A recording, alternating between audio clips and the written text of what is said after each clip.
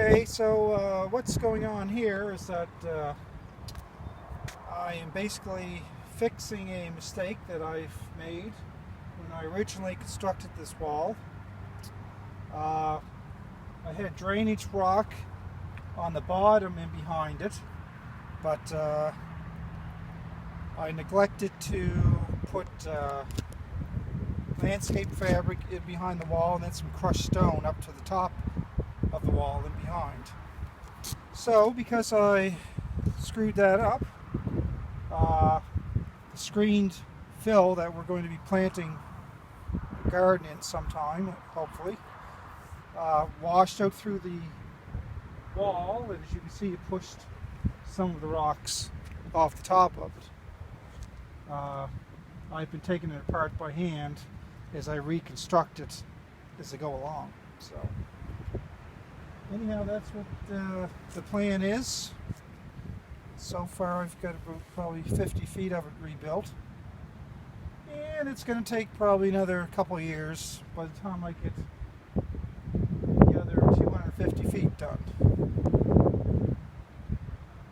So what I do is I place some large base stones with machinery, usually get somebody with a log loader, and I put a large stone, smaller, and then smaller, then I go back to large, small, smaller, and that's what I do all the way along.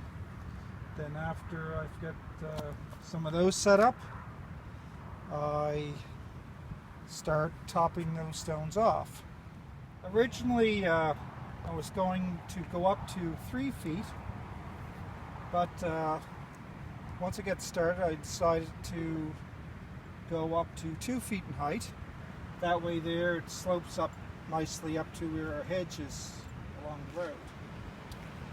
So I went online, did some research, and found how to, I kind of made my own batter gauges, which is what I've got set up here with steel tube rails.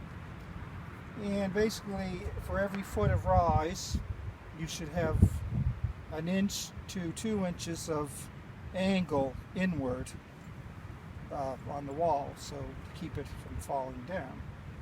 So that is the way I built my gauges. What I do is I level up the bottom platforms to be perfectly level, and then the guide poles are slanted in 1 inch per foot rise. So that gives me the proper batter for the wall as I construct it. Like I say, the main thing is to make sure the platforms, the bases, are leveled, which you see they're level over there. And I check them periodically, make sure they're not bumped out of whack. Here's your level. Yep. And I've got these rails I can put up every 6 inches as I'm up to the 2 foot mark here now. So keeps everything nice and straight. And I know there's many different types of batter guides. Batter just means the angle of the wall as you go up. And some are made, anybody, a professional that would know what they're doing, usually just uses strings, but I'm far away from that, so I've made my own guides that are easier to use for me. So.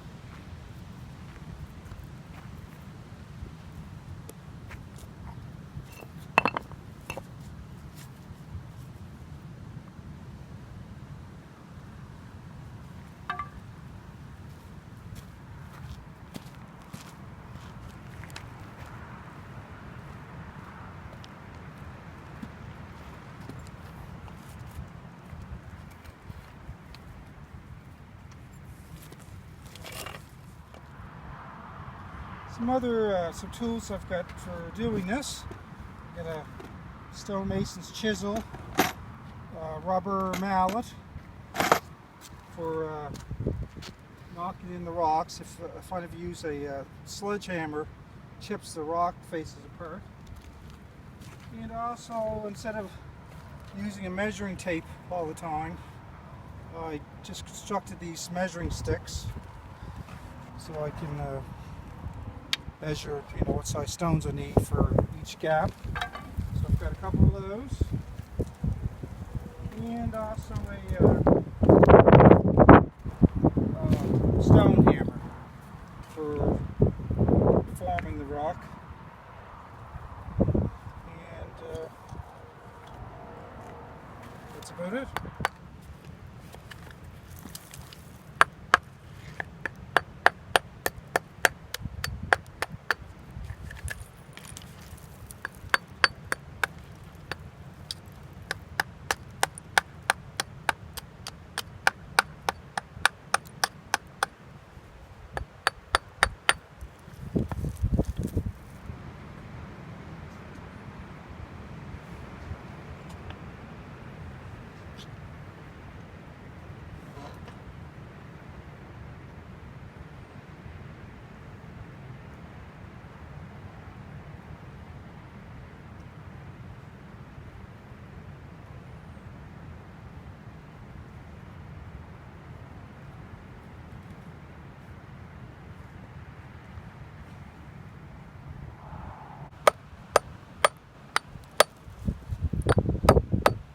What you doing now, Steve?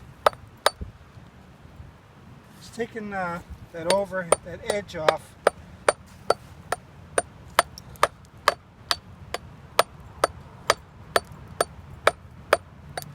So it'll fit better. Yeah. Nice.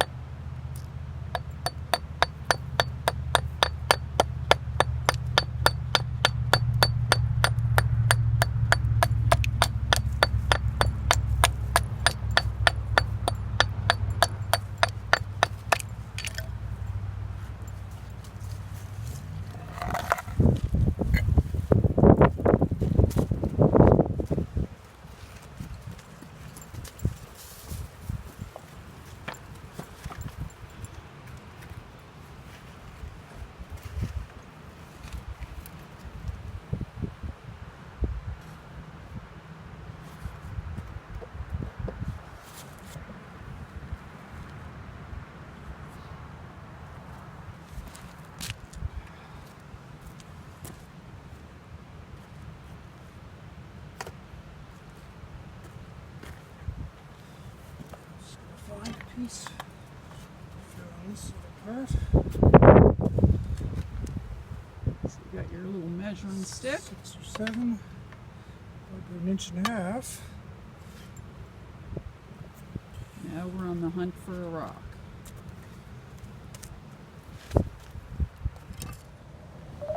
If you enjoyed this video and would love to see more, let us know.